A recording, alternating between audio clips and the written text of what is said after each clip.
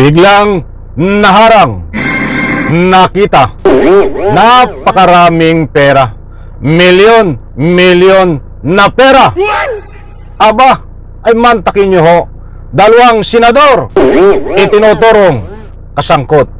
Ay yari na ho ito, huling-huli ho ito, mga kaibigan. Alright, welcome back to my YouTube channel. I'm Andes Vlog.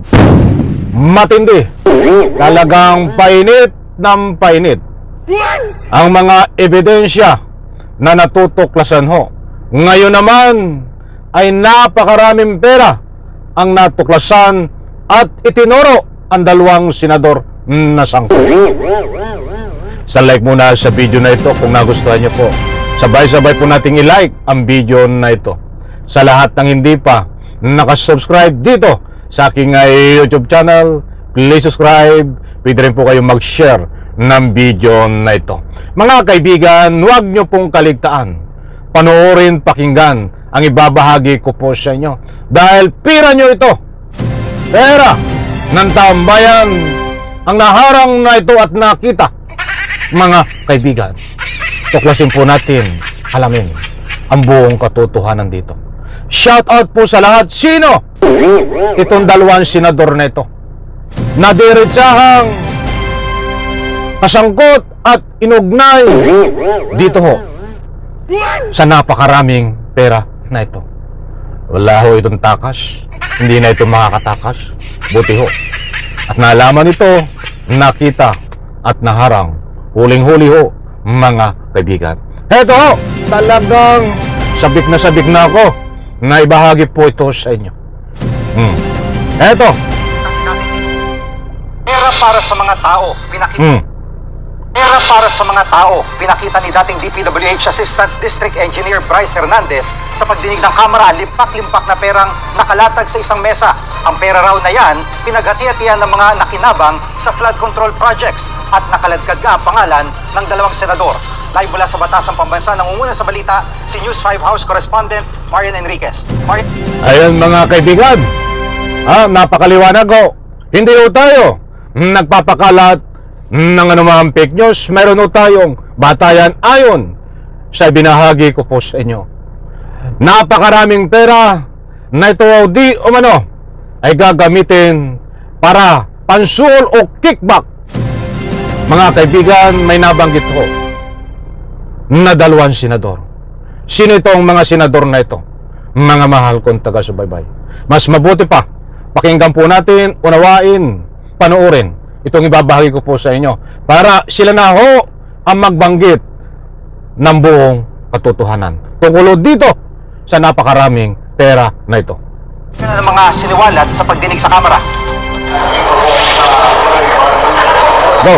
Yes, Jiggy, sina Senator Jinggoy Estrada at Joel Villanueva ang mga nilaglag sa pagdinig ng House Infracom ngayong araw. Ayon kay dating DPWH Bulacan 1st District or Assistant District Engineer na si Bryce Hernandez, ay tumanggap umano ang dalawang senador ng kickback mula sa mga flood control projects sa Bulacan. Si Estrada ay nakapagbabaraw ng nasa 355 million pesos na halaga ng mga proyekto sa Hagonoy, Malolos at Kalumpit. Habang si Villanueva naman, 600 million pesos daw ang halaga ng flood control projects na nilabas para sa Balagtas at Bukawi. Ang dalawang senador, Mga kaibigan, napakaliwanag. Pangalang Senador Jinggoy Estrada. At syempre, napakaliwanag din ho na nabanggit na sangkot ang dalawang ito. Senador Boydila Villanueva. Ano ho ang masasabi nyo ng mga kaibigan? Diyan po sa comment section, inaanyayahan ko po kayo magbigay ng anumang public opinion. Naniniwala po ba kayo na itong dalawang senador na ito, Senador Jinggoy Estrada at Joel Villanueva, naniniwala po ba kayo na ito ay sangkot sa Ghost Flood Control Project diano sa Bulacan? Aba, ay dumayo pa ng Bulacan itong si Jinggoy Estrada, Diyan po sa comment section, inaanyayahan ko po kayong magbigay ng anumang public opinion, karapatan nyo po yan. Heto pa, painit ng painit ho ito. Matindi pa ang matutuklasan nyo. Heto, parehong 30% ang SOP o yung kickback daw mula sa mga proyekto. Sige. At Marian, daming perang pinakita. No, may inilabas din na selfie sina Estrada at Alcantara. Anong detalye tungkol dito? Yes, JG, inilabas nga ni Hernandez ang ilang litrato na magkasama nga itong si DPWH, District Engineer Henry Alcantara at si Senator Jinggoy Estrada. Kinunan daw yan sa kaarawan ng senador sa isang hotel. Ayon kay Hernandez, mukhang super close nga raw ang dalawa. Pakinggan natin itong pahayag ni Hernandez.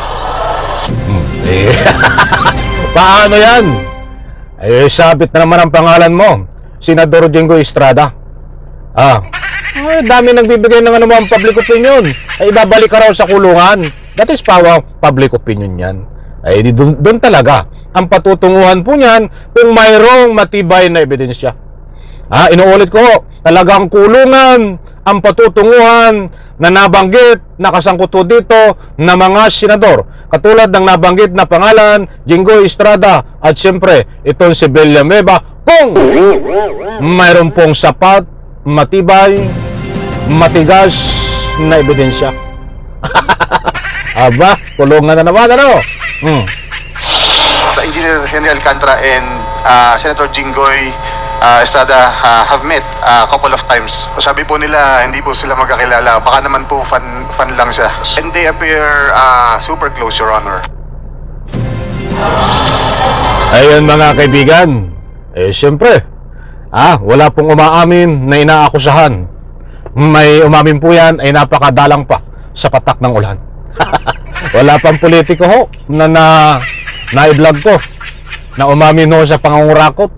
Kahit mahatulan na ho, ay hindi pa rin po umaamin. At ang sasabihin nila ay biktima ng maduming politiko, mga kaibigan. Alam ko, nakuha nyo ang gusto kong ipunto.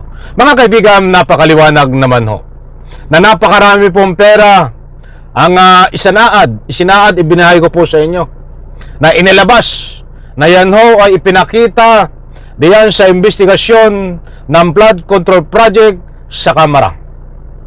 Na di umano yung pera na iulat natin ay gagamitin ho o ginamit para dito sa mga kickback. Tawagin nating suhol na ito para sa mga nabanggit na senador di umano. Ayon ho dito sa isang engineer na ika nga po'y nakakulong ngayon sa pamamagitan ng contempt order ng Senado, na siya rin ho ang nagpangalan na idinawit, inginuso, ikinanta itong si Senador Jinggoy Estrada at si Joel Villanueva. Mga kaibigan, mabuti ho at mayroon tayong nagsisiwalat na mga ganyan. But ang gusto ko lang ipunto ho, saan ito patutungo? Mayroon na pong tao na personal na nagsiwalat ng katiwalian, katulad, like example, nitong engineer na ito. Sana ho, hindi ito mapunta sa wala ang investigasyon na ito dahil pera ng taong bayan ang nakasalalay dito para mapigilan ang pagnanakaw ng tuluyan, katulad na nangyayari ngayon na malawakang korupsyon na dumadaan ginagamit ang flood control project subalit na bisto. Ito isang uri din ho. Kung totoo ito, mga mahal kong taga-subaybay, ay naharang ho ito dahil kung yung iba ay hindi pa na ipamimigay sa mga dapat bigyan ng mga politiko bilang suhol, ay naharang ho ito napigilan, mga kaibigan. Subalit kung yung iba ho, katulad ng ipinakita na napakaraming pera ay naibigay na, ayan ho, bigla na hong harap-harapan na nakawan tayo ng milyon-milyon, bilyon-bilyon na pera na matagal na palang kaugalian yan ng mga politikong korap. Mga kaibigan, kasangkot ang mga engineer diyan po sa DPWH. Mga kaibigan, alam ko, nakuha nyo ang gusto kong punto. Huling-huli! Marami pong ibig sabihin ng huling-huli. Ibig kong sabihin, kitang-kita na mapapatunayan may ebidensya. At ibig sabihin kong huling-huli siya. Hindi po siya nahuli na ika nga po'y pinusasan Nililinaw ko lang po, huli siya dahil may nilabas po na mga ebidensya. Ayoko po kayong mabiktima ng anumang fake news kahit pinapaliwanag ko. Sanlay ko sa video na ito. Bye-bye. Palakpakan.